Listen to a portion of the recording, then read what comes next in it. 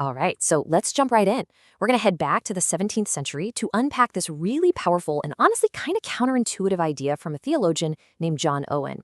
He talks about this type of glory in the life of Christ that was, well, completely hidden from the world, an unseen glory. So Owen just kicks things off with this absolutely staggering thought. Think about this. He's suggesting that the greatest tragedy in all of history happened simply because people were blind to what was right in front of their faces. They literally couldn't see the glory, and so they crucified it. And that, right there, sets up the central mystery we're going to dig into. What was this hidden glory? And this is really the heart of the paradox, isn't it? I mean, for most of us, and definitely for the world back then, things like total obedience and just brutal suffering, they look like weakness. They look like defeat. But Owen comes along and says, no, these were actually the ultimate expressions of glory. So how can that possibly be true? Okay, so to get to the bottom of this, Owen kind of splits his whole argument into two big pieces. First, we're going to look at the glory that was found in what Christ did, specifically his obedience. And then we're going to tackle the even tougher part, the glory that he says was found in his suffering. All right, first up, what he did. According to Owen, the glory of Christ's life really kicked off with the nature of his obedience. And this wasn't just any kind of obedience, it was something the world had never, ever seen before. Now, the fancy theological term for this is being made under the law. But let's just use an analogy. Imagine the person who created a video game. They designed it, they know every rule, every cheat code, they exist completely outside of it. Now imagine that creator choosing to become a player in their own game. And not just any player, a player who follows every single rule to the letter, perfectly. Not for themselves, but for the sake of all the other players in the game. That choice, that willing submission, that, for Owen, is where the glory starts. So what made this obedience so special? Well, Owen points to a few things. First, it was a completely free choice. I love how he puts it. He obeyed because he would, before because he ought. Just let that sink in. Second, it was all for other people. The whole point was to make others righteous. And third, it was the one and only time in all of human history that God's law was followed perfectly. A truly flawless example. And this quote just perfectly captures the mind-bending reality of it all. I mean, think about it. The one being worshipped by angels in heaven was, at the very same time, living a life of perfect, humble obedience on earth. The one who created humanity was carefully following all the rules of justice and love right alongside them.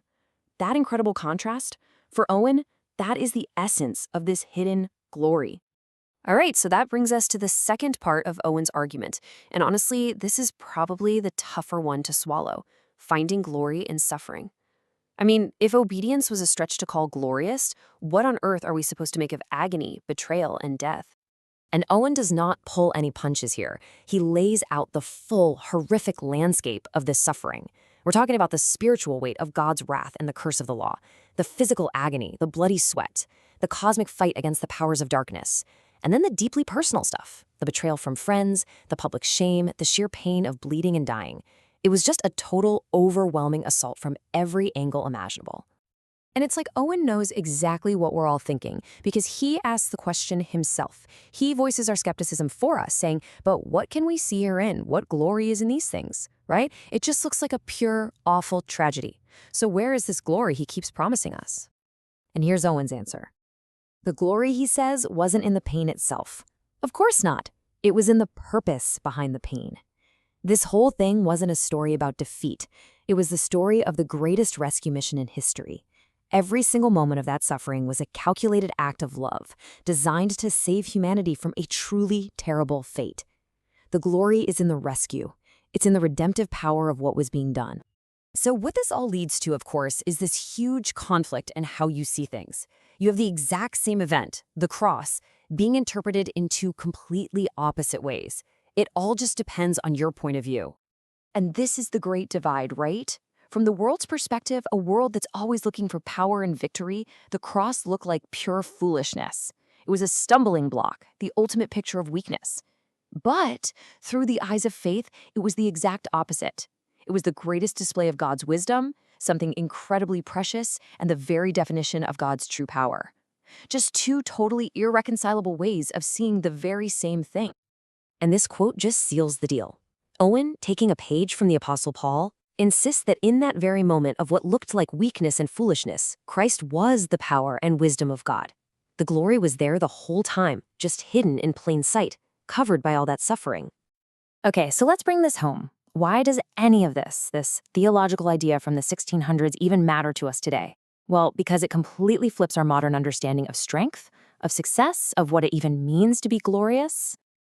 To really make this hit home, Owen does something amazing. He imagines Christ speaking directly to a terrified, fallen Adam.